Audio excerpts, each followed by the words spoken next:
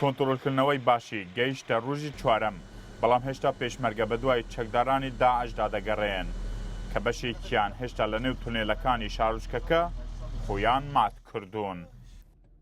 ئەم داعشە کە زیاتر لە 20 فیشێکی چەکی پێشمەرگەی پێکەوتووە، بەڵام هێشتا نەفەسی لە گیانیدا ماوە. دوای ماوەیەکی کەم ئەویش وەکو چەکداری دەوڵەتی خەلافەتی ئیسلامی داعش دەکوژرێ. بە کوشتنی ئەم چەکدارە مانای تەواوکردنی داعشەکانی نێوباشی هێشتا نییە. لە خانەکانی خوارەوە هەتا سەرۆکوونیان تێکردووە، خانوو بە خانوو شەڕیان کردو چۆن سەرۆ ڕیان بۆ سەرەوە. ئەوەی تونێلە ئەچن ناو تونێلەکان ئەچن بۆ لای مزگەوتەکە. مزگەوتی گەورە بۆ لای مزگەوتی گەورەیان.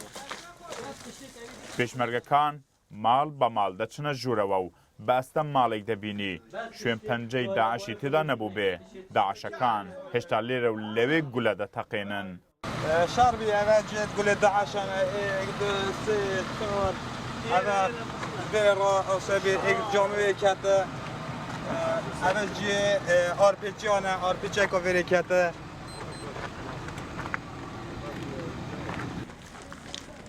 لەسەر ئەم دیوارە نووسراوە خوا ئەبوبەکر بەغدادی بپارێزێ کە ئەمیری داعشە.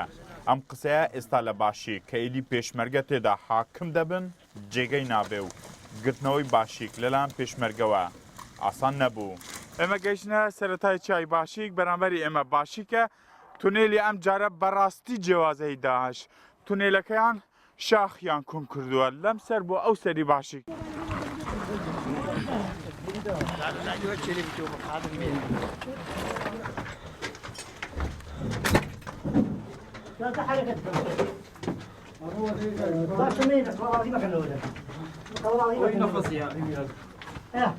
تونێلەکە نزیکە 1 کیلومتر دەبێ و ڕەنگە ئەمە بە زەحمەتترین تونێل بێ. داعش لێی داوە.